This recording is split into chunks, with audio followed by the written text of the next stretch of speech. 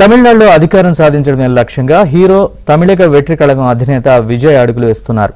ఈ క్రమంలోనే టీవీకే తొలి ఆవిర్భావ దినోత్సవాన్ని ఘనంగా నిర్వహించారు. ఈ సభ నుంచి వచ్చే ఏడాది జరగబోయే తమిళనాడు ఎన్నికలకు విజయ్ సమరశంఖం పూరించారు.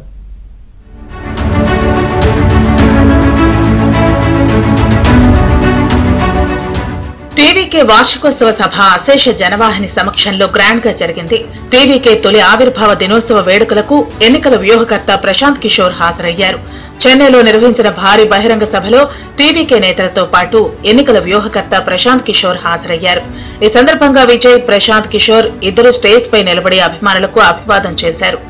ఒకే వేదికపై విజయ్, ప్రశాంత్ కిషోర్ కనిపించడం రాజకీయంగా ఆసక్తికర చర్చకు దారితీసింది. కాగా ధోని సిఎస్కేని గెలిపించినట్లు తాను విజయ్ పార్టీని గెలిపిస్తానని, ధోని కన్నా తనకే ఎక్కువ పాపులారిటీ వస్తుందని ప్రశాంత్ కిషోర్ వ్యాఖ్యానించారు. You see, there is so much of chatter in the name of MS Dhoni. He is the only Bihari who is more popular than me in Tamil Nadu. Dhoni is more popular in Tamil Nadu than Prashant Kishore, but make no mistake, next year when I contribute and I help you win, then I will be taking over Dhoni in popularity. If I help TVK win next year, who would be more popular in Tamil Nadu?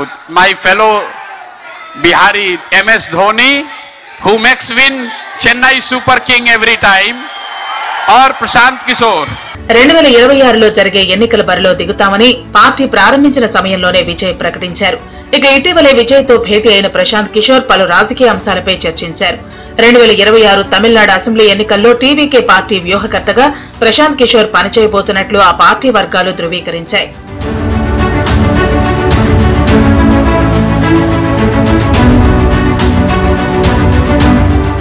గతంలో చాలా మంది రాజకీయ నాయకులకు, రాజకీయ పార్టీలకు ప్రశాంత్ కిషోర్ ఎన్నికల వ్యూహాల్లో సేవలు అందించారు. మరి ఇప్పుడు హీరో విజయ్ ని ప్రశాంత్ కిషోర్ పొలిటికల్ హీరోగా కూడా సక్సెస్ చేస్తారా అన్న చర్చ మొదలైంది.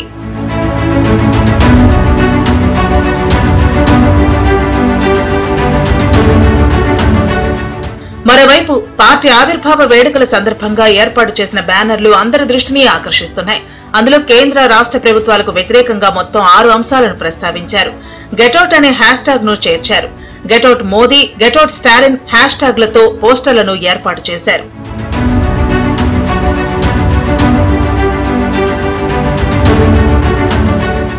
మొత్తానికి అశేష వాహిని సమక్షంలో గ్రాండ్ గా జరిగిన టీవీకే వార్షికోత్సవ సభ తమిళనాడు రాజకీయాలతో పాటు దేశ రాజకీయాల్లోనూ ఆసక్తికర చర్చకు దారితీసింది.